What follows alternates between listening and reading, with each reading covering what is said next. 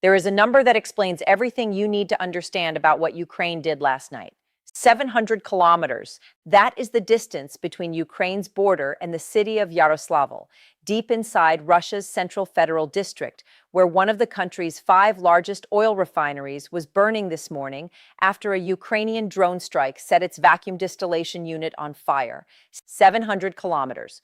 To put that in perspective, that is roughly the distance from London to Edinburgh and back again. It is deeper inside Russian territory than almost any Ukrainian strike in the entire history of this war, and it did not happen in isolation. On the same night that the Slavneft-YANOS refinery in Yaroslavl was burning, Ukrainian drones were simultaneously striking Russia's naval base in occupied Sevastopol, damaging 3 Russian warships, destroying a MiG-31 interceptor aircraft at Belbek airfield, hitting 2 Russian military trains in occupied Donetsk, and targeting a massive chemical plant in Vologda Oblast that left 10 people injured with acid burns. This was not a single strike. This was a coordinated, multi-target deep penetration campaign executed across hundreds of kilometers of Russian territory in a single night. And by the time you finish watching this video, you are going to understand exactly why what happened last night changes the entire strategic picture of this war. For Ukraine, for Russia, for the global energy market, and for the negotiations happening right now over Iran, Hormuz, and the future of the world's oil supply. Let's start with Yaroslavl, because the refinery that was struck last night is not just any fuel facility. The Slavneft-YANOS refinery, Yaroslavl-Nefteyorg is one of the 5 largest oil refineries in the entire Russian Federation. It processes approximately 15 million tons of crude oil every single year. Its output includes gasoline, diesel fuel, aviation fuel, and lubricants. And critically, its production is not primarily for civilian consumers in central Russia. Its output supplies the military-industrial sector and the transport infrastructure that keeps Russia's war machine moving. The gasoline that fuels Russian armored vehicles rolling through Donetsk, the diesel that powers Russian military logistics convoys, the jet fuel that fills the tanks of Russian fighter jets launching strikes on Ukrainian cities. Facilities like Yaroslavl are the industrial backbone of all of it. Ukraine's general staff said it explicitly in its overnight statement. The Yaroslavl refinery is, in their words, a strategically important enterprise and one of the key facilities in Russia's oil refining industry, and its output is critical for the logistics of the Russian military. When that refinery burns, it is not a symbolic gesture. It is a direct hit on Russia's ability to sustain its military operations, refuel its aircraft, and keep its armored forces in the field. And last night's strike on Yaroslavl did not happen in isolation from the broader campaign Ukraine has been conducting against Russian energy infrastructure. It was the latest and deepest strike in a systematic months-long effort to dismantle Russia's ability to export oil and power its war economy simultaneously. Just 4 days earlier, on April 22nd, Ukrainian drones forced the Tuapse and Novokuybishevsk refineries, both owned by Rosneft, to suspend operations entirely following repeated strikes. The Tuapse facility, which processes 12 million metric tons annually, was described by local observers as a man-made disaster, with oil products leaking into surrounding areas after fires and port infrastructure damage. A day before the Yaroslavl strike on April 25th, Ukrainian drones reached Yekaterinburg and Chelyabinsk in the Ural region, more than 1,800 kilometers from Ukraine's border, for the very first time in the history of this war. Russia's Ural region had been considered completely out of reach.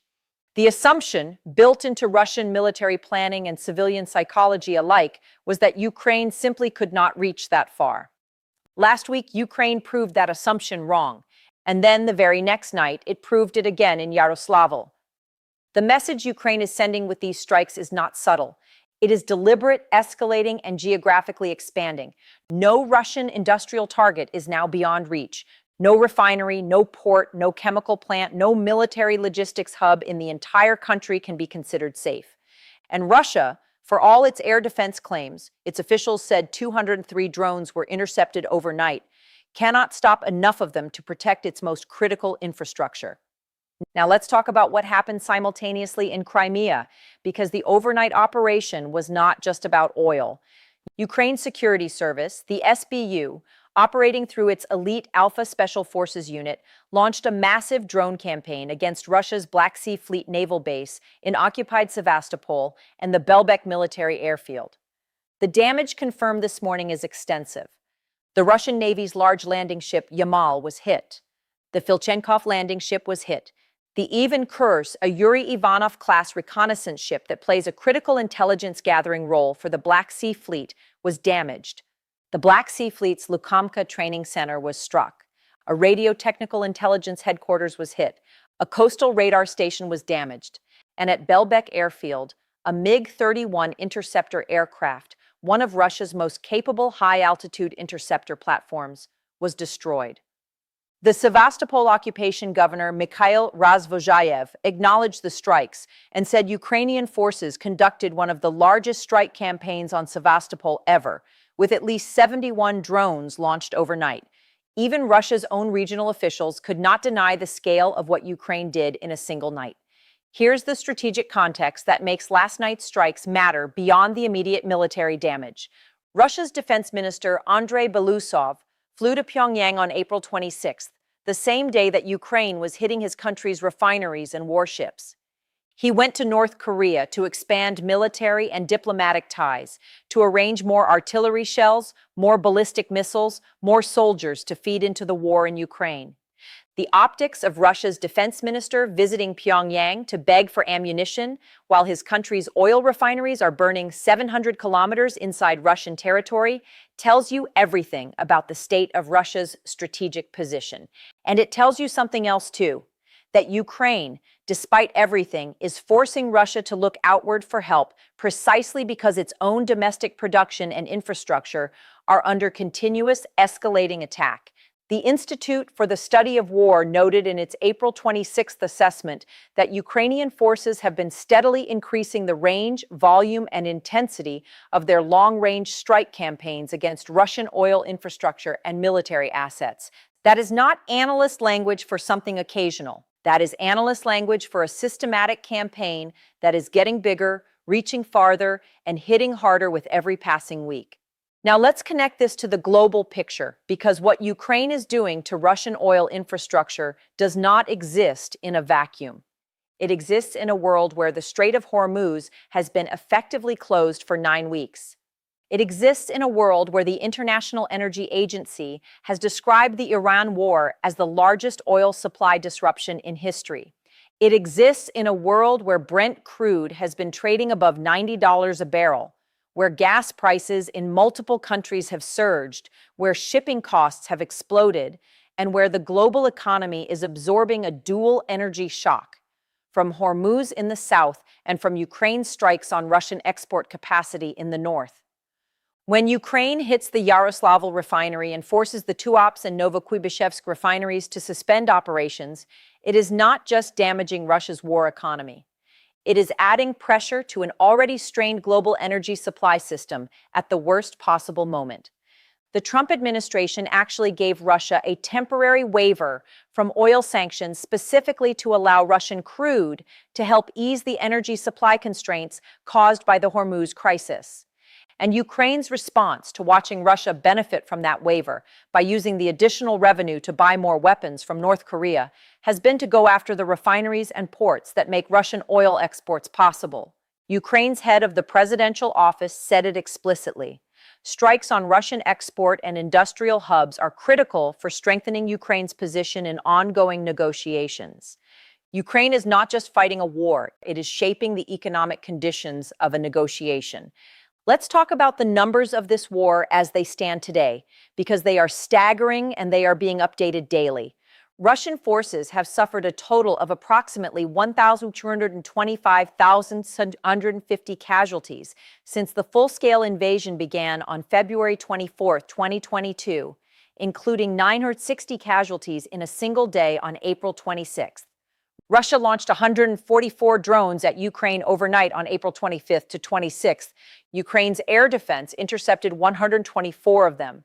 an 86% interception rate that would have seemed impossible in the early months of the war when Ukraine was stopping 50 to 60% of incoming Russian drones. Ukraine's air defense has become one of the most effective in the world against drone attacks. And while Russia launched those 144 drones, Ukraine was simultaneously launching its own offensive drone campaign that hit targets from occupied Crimea in the south to Yaroslavl in central Russia to chemical plants in Vologda Oblast in the northwest to the Ural region in the east. The geographic scope of a single Ukrainian overnight operation in April 2026 is almost incomprehensible compared to where Ukraine was in 2022. This is a military that has built, tested, and deployed a long-range drone capability that can now strike targets across virtually the entire breadth of the Russian Federation. And Russia, despite spending hundreds of billions of dollars on air defense, cannot stop it. Here is what the Yaroslavl strike tells you about where this war is heading. Ukraine has made a strategic decision to attack Russia's oil refining capacity as a primary military objective. That decision is not popular with everyone. Some Western allies have expressed concern about the impact on global energy prices, given that the world is already dealing with the Hormuz crisis. But Ukraine's position, articulated by its own officials, is that every ruble Russia earns from oil exports goes directly into funding more missiles, more drones, more artillery shells, and more soldiers.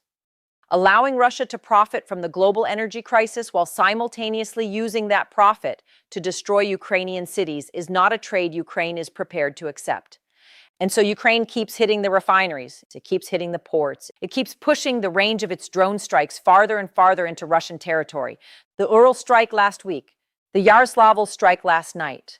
The question that military analysts are now asking is not whether Ukraine can reach targets deep inside Russia. That question has been answered.